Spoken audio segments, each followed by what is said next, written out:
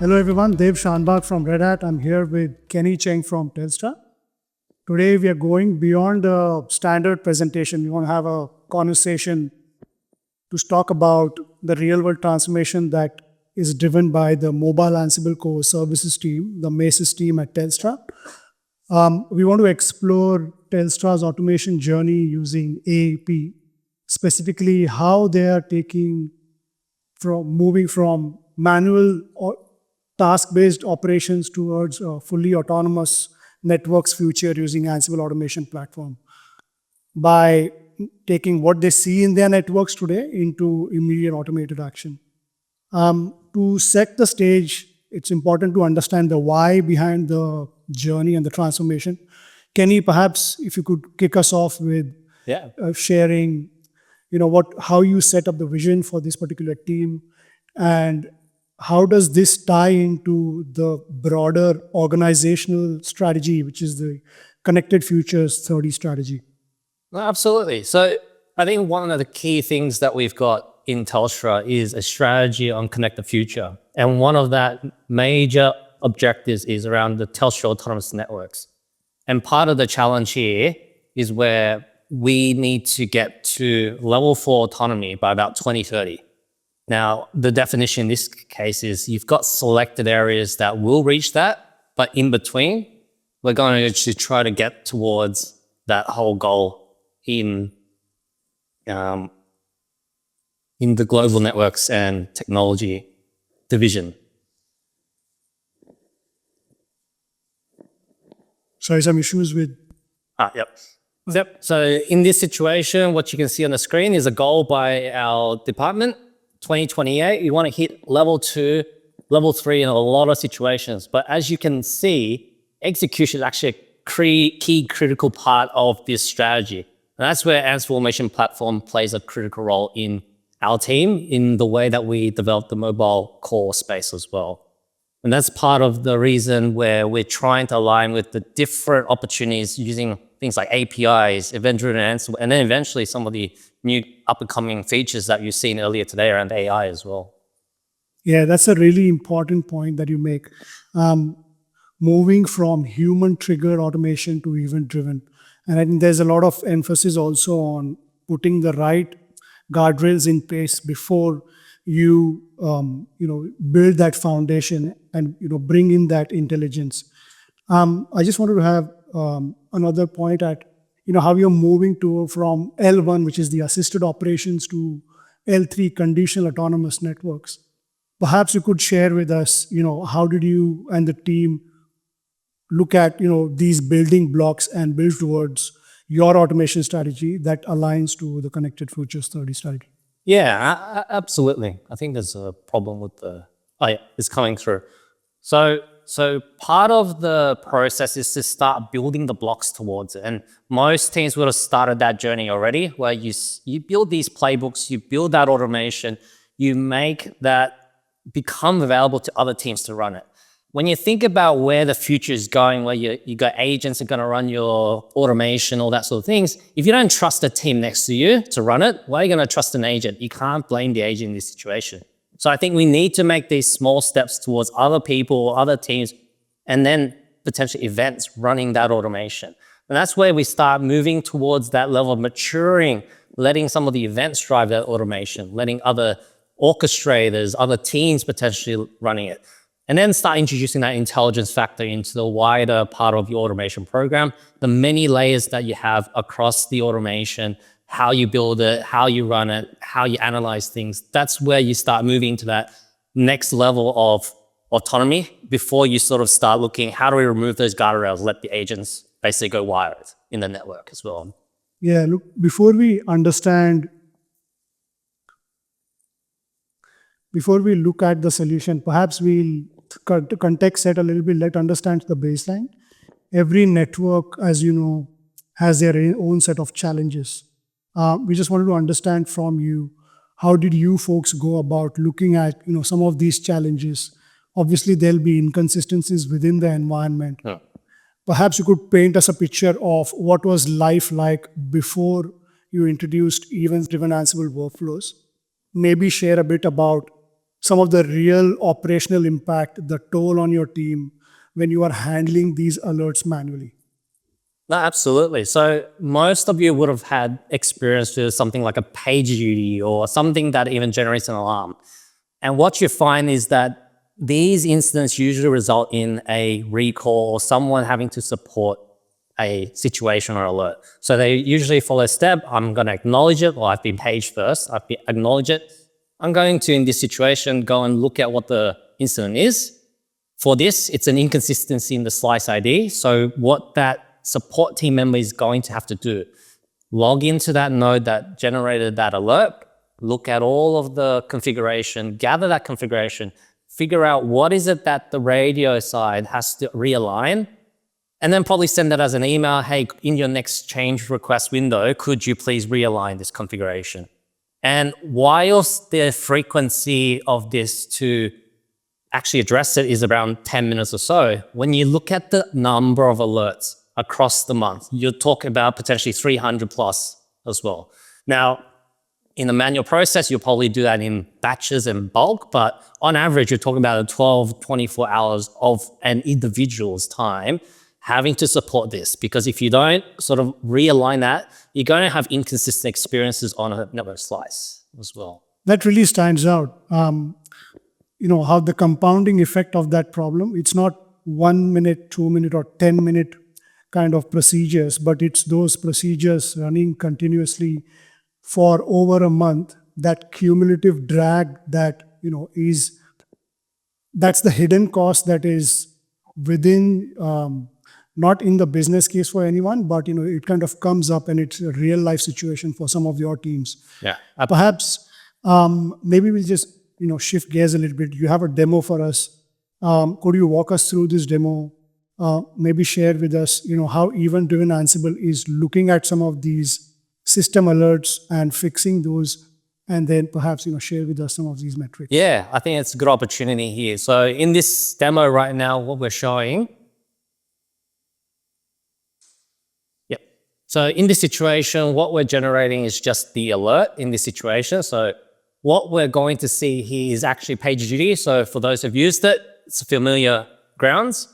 So the actual incident that we have here is an inconsistent slice. And what you're seeing here is the exact part that is inconsistent being identified within the ticket itself. So this is what someone would traditionally use. In this situation, what we've actually done is hooked that event into event-driven Ansible within AAP. Now, what's running already is that rulebook that we set up, which we'll actually go and see. And in this situation, you can see exactly that specific ID that's been within the PagerDuty ticket alone. The rulebook that it runs is going to start looking at the AMF node, collect that specific configuration. And what that will do is simulate exactly what the person would have done, log into CLI, gather that information. Instead, we've leveraged the playbook, we've gathered that, we've now collected the specific change that needs to happen on the radio side. Now, in discussion with the radios team, they preferred us to email and provide that as a CSV file to input into their automation tool. So that's their way of scheduling that change, leveraging the existing tool set. But in this situation, we've completely created that CSV file for them at the format that they wanted to, along with that email being automatically generated to them. And that's what you see here is that CSV file on the screen right now. So from the change from the previous slide to this slide, what you're seeing is the introduction of AAP into the original support aspect of it. We're using the event validation, making sure that we're capturing that event, but also leveraging the event-driven Ansible rulebook to manage the workflow. Look at, number one, get the specific netconf query, collect that information, generate that CSV file, email the radio config support team so that they can schedule it, approve that change into the RAN side. What resulted as well is that whole zero-touch automation. So within a minute, you've now essentially sorted out that issue, as opposed to potentially someone being in your team having to address the alert, logging in, do that procedure instead. It's all fully along the lines of the whole self-healing or configuration use case as well.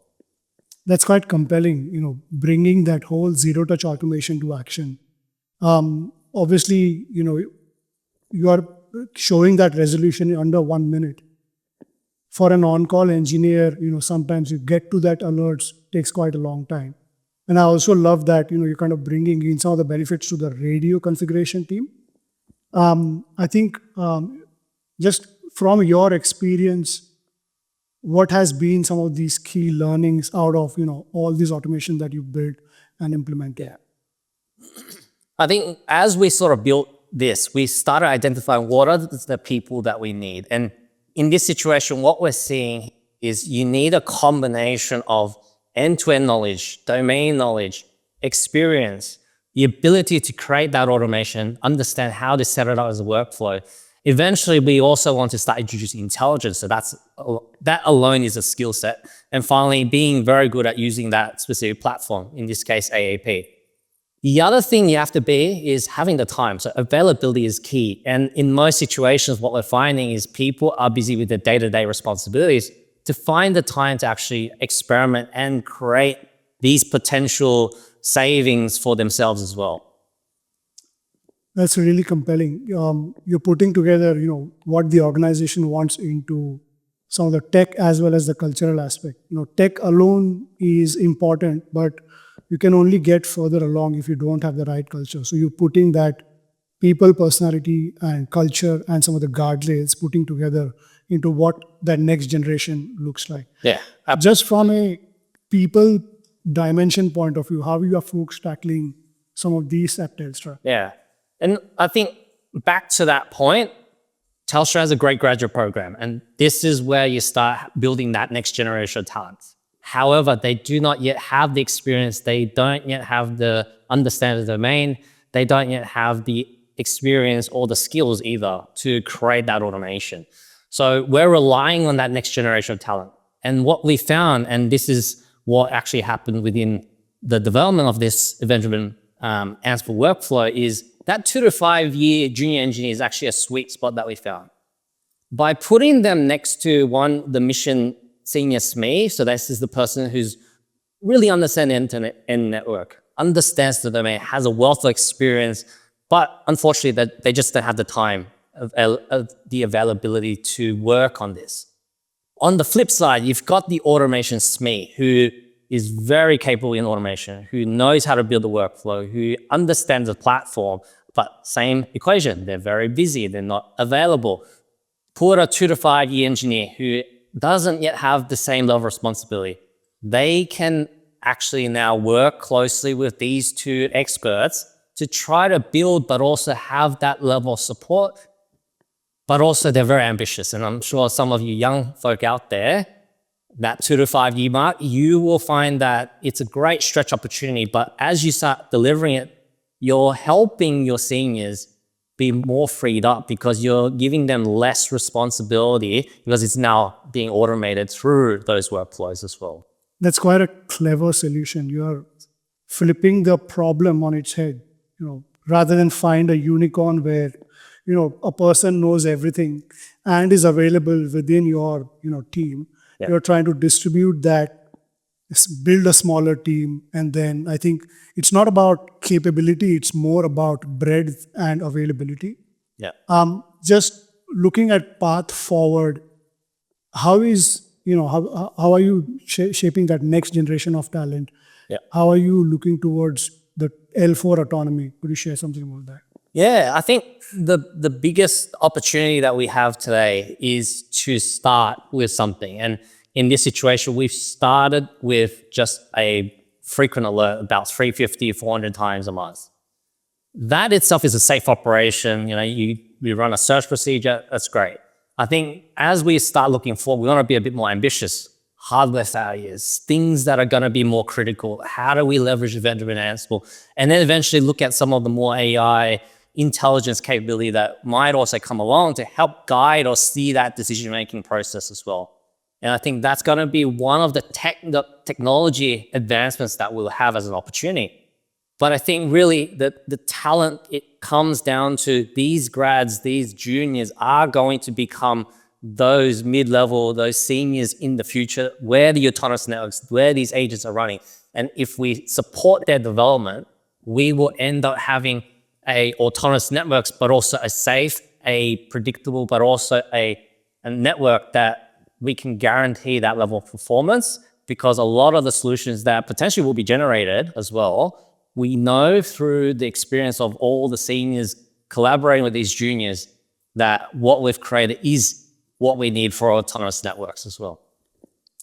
Thanks a lot for sharing your journey with us. That brings us to the end of our conversation. Perhaps if we can open up for questions. Yeah, any questions? Hi. When you're talking about putting graduates with mission critical SMEs, Yeah. would that how would that increase? Because you're saying that mission critical SMEs wouldn't have the time to work on certain issues. So wouldn't they have to invest the same time training the junior engineer, or how would that model work? No, absolutely. I think it's a great question. It's not so much the graduates. I think I rely heavily on the juniors, like the 2 to 5 year juniors, to help the graduates. But the 2 to 5 year engineer is experienced enough that the questions they ask the senior SME are very detailed or very particular to that domain.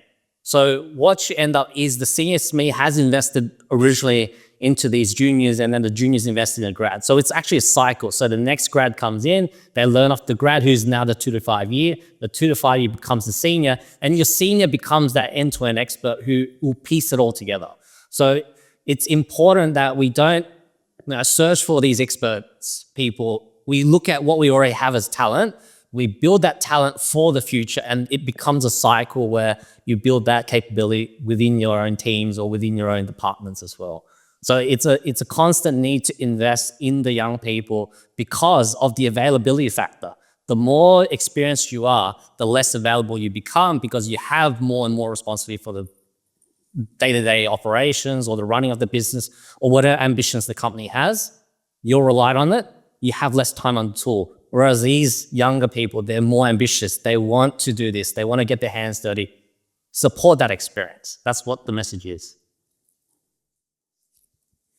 I wanted to ask a question about the scenario you ran through. You talked about generating a CSV file for the brand team. Do you see that in your evolution that you'll eventually get to a point where you'll actually automate across? Now, I understand you said it needs to be scheduled and it has to be put in a, Yeah. I understand that from a process perspective. Yeah. But do you see that as ambition to ultimately get there where it's doing the whole thing end to end? Oh, absolutely. I think in the discussions that we've had, it's an interface that would be something that they want to create. I think in the day-to-day scheme of things, it's not top on their priority. But I think the message here is if you create these interfaces, anyone can call the API or anyone can call your playbook. I think it's about creating these interfaces and being ready at any time. I think anyone or any team is going to need some of those end-to-end jobs or configuration jobs. And being ready is one of the aspects as well. And leveraging AAP's native AI, API, and even some of the MCP stuff as well. That's something that we want to start exposing, but also safeguarding. So not just exposing it, but we want to put the right safeguards in those workflows to say, hey, that's not something we want to allow, or hey, it doesn't pass our checks, so we won't let that happen either. So we want to make sure that it is protected automation as well. The PagerDuty example that you showed. So you're saying that, PagerDuty will call up a person at 2 a.m. in the morning. In this case, is the first protocol the AI, and then it doesn't escalate after that? And so that the call person doesn't actually know? It's not really, in this example, there's no AI, right? It's simply workflows. But Workflows. yeah, so PagerDuty in this situation, it could be Splunk, it could be anything that generates an alert or event. The PagerDuty will send it to AAP, who will then process that specific event. Now, once we've processed it, we will acknowledge it, but the alert will still happen. It's just that within a minute, the person might find it, they see it, oh, it's already closed. Okay, done. So it's not that the alert doesn't happen. It's we still need the alert to happen because what if our workflow didn't work? Or what if that's more. what if it didn't work? So the ticket won't get acknowledged.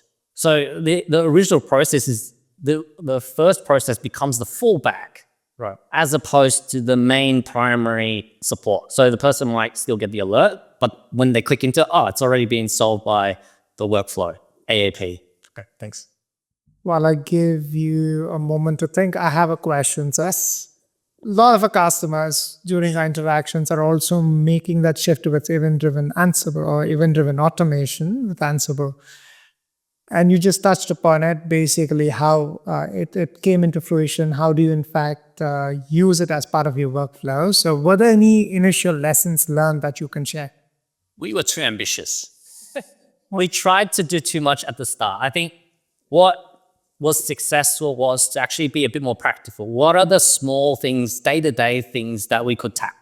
I think get those runs under the board first. Wonderful. It gives you actually extra time. And then you can start tackling the more complex ones or where like things like a hardware fail, I want to drain those. These are sort of the things where it actually is more evasive type of procedures. I'd stick with non-invasive first, get those feeling, but also it's a bit of learning that needs to happen. Once you've got that learning, you're familiar with it, the world's your oyster situation. Go nuts. Thank you. Thanks for that. And we may have time for just one final question. Anyone's got one?